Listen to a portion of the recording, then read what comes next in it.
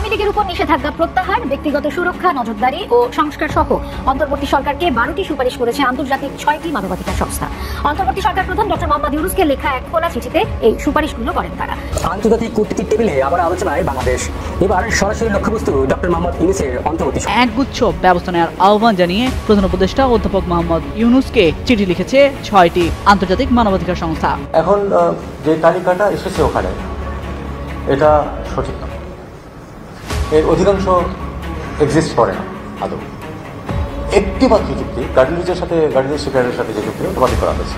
4টি দেশের সঙ্গে যুদ্ধ বিমান ও হেলিকপ্টার কেনা নিয়ে যে গোপন প্রস্তুতি চলছে তা শুধু সামরিক তৎপরতা নয়, এ এক নিঃশব্দ ভূরাজনৈতিক কৌশল। একটি বুলেটের চেয়ে বেশি শক্তিশালী হতে পারে একটি সিদ্ধান্ত, আর এই সিদ্ধান্তই হয়তো বদলে দিতে চলেছে দক্ষিণ এশিয়ার আকাশের ভারসাম্য। সেটা কইতা ভাই, খুশিতে আমি মস্তির, তবে আমি মনে করছি সত্যি কথা আমরা তারা মনে আর কোনো ঘটনা ঘটাইতো না, কিন্তু ঘটনা ঘটাই দিছে কোথায়? একদম বললাম চাকের ভিতরে ঢুকা।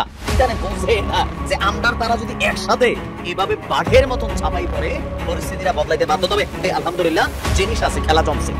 ভারতীয় লোক আমার একটা লোক মারবে, আপনি দরকার হলে 3টা মারেন, মাইরা নিয়ে আসেন। এইভাবে আপনি স্ট্যান্ড না নিলে ঠিক করতে, আপনি চোখে চোখ রেখে কথা কতদিন না বলবেন, আপনি মাথা উঁচু করে দাঁড়াতে পারেন। আসসালামু আলাইকুম দর্শক, নতুন একটি নিউজে আপনাকে স্বাগতম। প্রিয় দর্শক, শেখ হাসিনাকে নিয়ে ডক্টর ইউনূসকে জাতিসংঘের চিঠি। বাংলাদেশের অভ্যন্তরীণ বিষয়ে নাক গলানোই, ভারতের সঙ্গে সব চুক্তি বাতিল এবং মোদিকে শায়েস্তা করতে একের পর এক যুদ্ধ বিমান কেনা ও ভারত ইস্যুতে বাংলাদেশের কঠিন সিদ্ধান্ত নিয়ে করা আমাদের আজকের ভিডিওটি খুবই গুরুত্বপূর্ণ। তাই ভিডিওটি শুরু থেকে শেষ পর্যন্ত ধৈর্য সহকারে দেখে একটি লাইক দিয়ে সবাইকে শেয়ার করে দিন। আমাদের চ্যানেলে নতুন হলে চ্যানেলটি সাবস্ক্রাইব করে পাশে থাকা বেল আইকনে ক্লিক করে রাখুন। রাত তখন গভীর। কর্মীটলা বিমান ঘাটির রানওয়ে অন্ধকারে ডুবে থাকলেও দূরে কিছু আলো টিমটিম করে জ্বলছিল, যেন ভবিষ্যতের ছায়া জেগে উঠেছে। একজন সিনিয়র বিমান বাহিনী কর্মকর্তা দাঁড়িয়ে আছেন নিঃশব্দে, চোখে ক্লান্তি, হাতে ধরা নীল রঙের একটি মোটা ফাইল। ফাইলের গায়ে লেখা ডিফেন্স অ্যাকুইজিশন ফেজ 2030। এই নীল ফাইলটি এখন শুধু একটি কাগজপত্রের দলিল নয়, এটি বাংলাদেশের প্রতিরক্ষা ইতিহাসে এক নতুন মোড়। কারণ ফাইলের ভেতর লুকিয়ে আছে দেশের ইতিহাসের সবচেয়ে বড় সামরিক ক্রয় পরিকল্পনা। 4টি দেশের সঙ্গে যুদ্ধ বিমান ও হেলিকপ্টার কেনা নিয়ে যে গোপন প্রস্তুতি চলছে তা শুধু সামরিক তৎপরতা নয়, এ এক নিঃশব্দ ভূরাজনৈতিক কৌশল। একটি বুলেটের চেয়ে বেশি শক্তিশালী হতে পারে একটি সিদ্ধান্ত, আর এই সিদ্ধান্তই হয়তো বদলে দিতে চলেছে দক্ষিণ এশিয়ার আকাশের ভারসাম্য। বিশ্ব এখন খাদ্য, জ্বালানি ও অস্ত্রের ত্রিমাত্রিক সংকটে দাঁড়িয়ে। দ্য ইকোনমিস্ট লিখেছে, সামরিক নিরাপত্তা এখন খাদ্য নিরাপত্তার চেয়েও বড় ইস্যু। বাংলাদেশের অন্তর্বর্তী সরকার এটি বুঝতে পেরেছে। প্রফেসর ইউনূস সরকারের উপলব্ধি পরিষ্কার, যে দেশ তার আকাশ রক্ষা করতে পারে না, তার অর্থনীতি একদম মাটিতে পড়ে যাবে। তাই নতুন নীতিমালায় বলা হয়েছে, আকাশে প্রতিরোধ, সীমান্তে স্থিতি এবং আন্তর্জাতিক অঙ্গনে ভারসাম্য রক্ষাই এখন মূল লক্ষ্য। এই সিদ্ধান্ত কেবল একটি সামরিক প্রয়াস নয়, বরং একটি রাজনৈতিক বার্তা। বাংলাদেশ আর আগের মতো নীরব থাকবে না। $2.2 বিলিয়ন জেট-10C চুক্তি এখন বাস্তবে রূপ নিচ্ছে। 20টি যুদ্ধ বিমান, প্রতিটির সঙ্গে রয়েছে আধুনিক রাডার, ইলেকট্রনিক ওয়ারফেয়ার সিস্টেম এবং লং রেঞ্জ মিসাইল। চীনের প্রতিরক্ষা পর্যবেক্ষণ সংস্থা জানায়, বাংলাদেশ এখন দক্ষিণ এশিয়ার প্রথম দেশ যারা জেট-10C এবং WS ইঞ্জিন সমন্বয়ে রক্ষণাবেক্ষণ সক্ষমতা গড়ে তুলছে। সামরিক বিশেষজ্ঞদের মতে, বাংলাদেশ, পাকিস্তান ও চীন, এই 3 দেশ এক নতুন প্রযুক্তির ছায়া নিচে চলে এসেছে। এর মানে শুধু যুদ্ধ বিমান নয়, সমন্বিত কৌশল, গোপন তথ্য শেয়ারিং এবং আঞ্চলিক প্রতিরোধ ব্যবস্থার যৌথ নকশা। এই বিমানগুলো শুধু শত্রুর চোখে ভয় নয়, একটি নিঃশব্দ বার্তা, আমরা প্রস্তুত। যখন সবাই ভাবছিল বাংলাদেশ হয়তো কেবল পূর্বমুখী হচ্ছে, তখন ইউরোপে এক বিস্ময়। ইতালি থেকে 10টি ইউরোফাইটার টাইফুন যুদ্ধ বিমান কেনার আলোচনা এখন প্রায় চূড়ান্ত। এই বিমানের প্রযুক্তিগত মান পৃথিবীর শ্রেষ্ঠ কয়েকটির একটি। স্ট্যান্ডার্ড 3 কনফিগারেশন, মাল্টিরোল সক্ষমতা এবং যুক্তরাজ্য, জার্মানি, স্পেন, ইতালির যৌথ নির্মাণ। এয়ারস্পেস গ্লোবাল জানায়, এই চুক্তি হলে বাংলাদেশ ইউরোপীয় প্রতিরক্ষা চেইনে যুক্ত হবে। এটি ভারতীয় সামরিক ভারসাম্যে এক বৈপ্লবিক পরিবর্তন আনবে। বাংলাদেশের এক প্রতিরক্ষা বিশেষজ্ঞরা বলছেন, যদি জে-10C আমাদের পূর্বভিত্তিক রক্ষা কবচ হয়, তাহলে টাইফুন আমাদের পশ্চিমা আস্থার প্রতীক। বাংলাদেশ চাই তুরস্ক থেকে 8টি T-129 অ্যাটাক হেলিকপ্টার, কিন্তু এর ইঞ্জিন যুক্তরাষ্ট্রের প্রযুক্তি নির্ভর। সেখানে হানিওয়েল ও রোলস রয়েসের মালিকানাধীন CTS-800A ইঞ্জিন ব্যবহার হয়েছে। আর এই ইঞ্জিন রপ্তানিতে ওয়াশিংটনের অনুমতি বাধ্যতামূলক। সেই অনুমতি এখনো আসেনি। পাকিস্তান 4 বছর আগে চুক্তি করেও এখনো হেলিকপ্টার পায়নি। বাংলাদেশ এখন তাই 2টি পথ খুঁজছে, তুরস্কের নিজস্ব ইঞ্জিন সংস্করণ বা চীনের প্রযুক্তির সহায়তা নিয়ে বিকল্প ইঞ্জিন স্থাপন। এক জটিল কূটনৈতিক জালে ধরা পড়ার সামরিক আকাঙ্ক্ষা। বাংলাদেশ এখন পাকিস্তান চীন যৌথভাবে নির্মিত JF-17 ব্লক 3 এর দিকে ঝুঁকছে। 32টি যুদ্ধ বিমান, প্রতিটির দাম 15 থেকে 20 মিলিয়ন ডলার। তবে সমস্যা ইঞ্জিনে। বর্তমানে ব্যবহৃত রাশিয়ান ইঞ্জিন RG-93 নিষেধাজ্ঞার কারণে অনিশ্চিত হয়ে পড়েছে।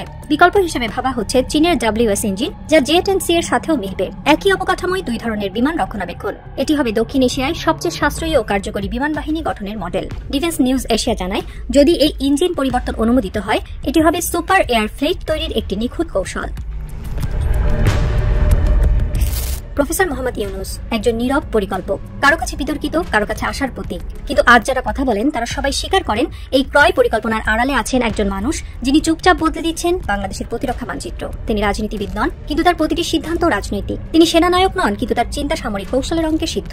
সাংবাদিক হাসান তানভীর লেখেন, প্রফেসর ইউনুস ঠিক সেই সময় এসেছেন যখন আকাশে শুধু যুদ্ধ বিমান নয়, যুদ্ধের আশঙ্কাও ঘোরে। তিনি এসে আকাশকে ভারসাম্যের ছায়া দিয়েছেন। একদিন ইতিহাস হয়তো লিখবে, আকাশের নকশা বদলেছিল একজন প্রফেসরের কলমে।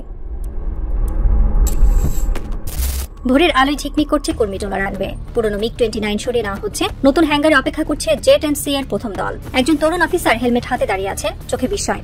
তিনি বলেন, স্যার, একদিন হয়তো আমরা ইতিহাসের অংশ হয়ে উঠব।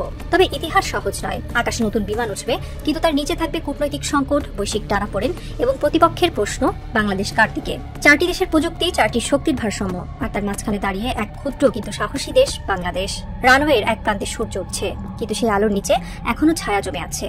কে জানে এই আকাশ একদিন কাকে আশ্রয় দেবে আর কাকে প্রতিহত করবে।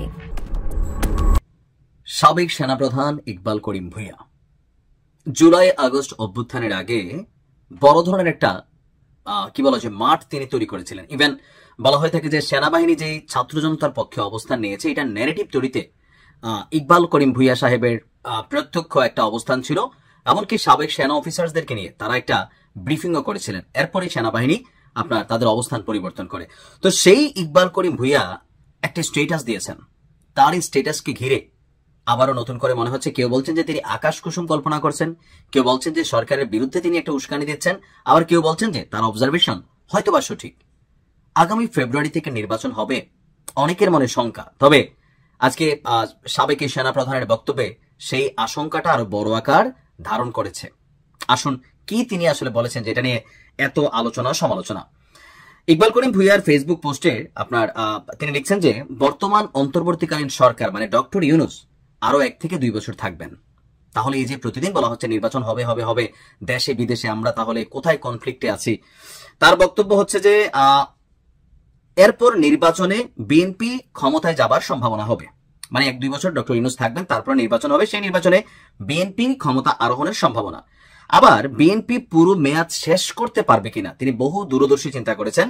তা নির্ভর করবে কিছুটা ভারতের কৌশলগত অবস্থানের উপর এবং কিছুটা আওয়ামী লীগের প্রত্যাবর্তন ও শক্তি সঞ্চয়ের উপর। যদি বিএনপি তার বিরুদ্ধে পরিচালিত পরিকল্পিত সহিংসতা বিরোধী আন্দোলন দমনে ব্যর্থ হয়, তবে এরপরে যেটা হবে 1-11 সরকারের পুনরাবৃত্তি ঘটবে। অর্থাৎ বিএনপি পাশ করে ক্ষমতায় যাবার পরেও পুরো মেয়াদ শেষ করার আগে যে কোনো সময় আবারও আর্মির ক্ষমতা গ্রহণের একটা সম্ভাবনা থাকতে পারে। তো তিনি তার ফেসবুক পোস্টে আরো লিখেছেন, অদক্ষতা, আইন শৃঙ্খলা বাহিনীর অবনতির কারণে অথবা ছাত্র চাপের মুখে সংস্কার মিশনে হাত দিলে নির্বাচন না হয়ে অন্তর্বর্তী সরকার ক্ষমতায় থাকবে। তখন দুর্বল মন্ত্রীরা বদলাবে এবং ডক্টর ইউনুসকে প্রেসিডেন্ট করে ঐকমত্যের জাতীয় সরকার প্রতিষ্ঠা হবে। সংবিধান বদলের ক্ষীণ গুঞ্জন উচ্চকিত হলে আগামী 5 বছর যাবে গণপরিষদের নির্বাচন, সংবিধান প্রণয়ন, গণভোট। যাই ঘটুক, এই 5টি বছর দেশকে বাস করতে হবে বিভ্রান্তি, অস্থিরতা, প্রতিবাদ, আন্দোলন, হরতাল, অবরোধ এবং সহিংসতার ভেতর দিয়ে। পঙ্গু অর্থনীতি দরিদ্রদের আরো বিপদে ফেলবে এবং সামাজিক অর্থনৈতিক সূচকে বাংলাদেশ ক্রমাগত পেছনে থাকবে। পোস্টটির শেষের দিকে তিনি যুক্ত করেছেন, এই বিশ্লেষণটি সম্পূর্ণভাবে আমার নিজস্ব চিন্তা, অভিজ্ঞতা এবং বাস্তব পর্যবেক্ষণের উপর নির্ভর করে রচিত।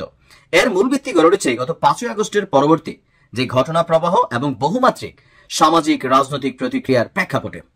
জুলাই সনদ, সাংবিধানিক সংস্কার এবং আসন্ন জাতীয় নির্বাচন সবকিছুই আজ 5 আগস্টের ছাত্র আন্দোলনের প্রত্যক্ষ ও পরোক্ষভাবে নতুন দিক নির্দেশনা পেয়েছে। আমার এই বিশ্লেষণ রাজনৈতিক দলগুলোর অবস্থান কিংবা বিভিন্ন মতাদর্শের সাথে সামঞ্জস্যপূর্ণ নাও হতে পারে, এটি গণতান্ত্রিক সমাজের স্বাভাবিক বিষয়। এখন তিনি কেন আসলে এরকম ভাবছেন? তিনি তো আমাদের মতন সাধারণ কোনো মানুষ না, মানে এমনি মানুষ, কিন্তু তার একটা বর্ণাঢ্য সেনাবাহিনীর জীবন আছে, রাজনৈতিক বিশ্লেষণ আছে, পর্যবেক্ষণ আছে। আর যেহেতু সাবেক সেনাপ্রধান, তিনি রাষ্ট্রের অতি গুরুত্বপূর্ণ ইস্যুগুলো বোঝেন, জানেন বা আইডিয়া করতে পারেন, যেটা হয়তো আমাদের সাধারণ মস্তিষ্ক আইডিয়া করতে পারে না। আপনার কি মনে হয় যে উনি যে আশঙ্কা করেছেন এটা কি আসলে বাস্তব হওয়ার মতো কোন রকম দৃশ্যপট আপনিও দেখছেন? এখন যে তালিকাটা এসেছে ওখানে, এটা সঠিক নয়। এর অধিকাংশ এক্সিস্ট করে না আদৌ। একটি মাত্র চুক্তি গার্ডেনরিজের সাথে, গার্ডেনরিজ শিপইয়ার্ডের সাথে যে চুক্তিটা ওটা বাতিল করা হয়েছে, এটুকু আমি জানি, কিন্তু অনেক পুরনো, অনেক আগে করা হয়েছে। বাকিগুলোর কয়েকটি আছে যে বিভিন্ন পর্যায়ে আছে এবং ঠিক ওই নামের নেই, অন্যরকম ডেসক্রিপশনের কিছু আছে। আপনারা যদি চান আমি একটা রানডাউনও দিতে পারি, আমার মনে হয় সেটা সহজ হবে আপনাদের জন্য।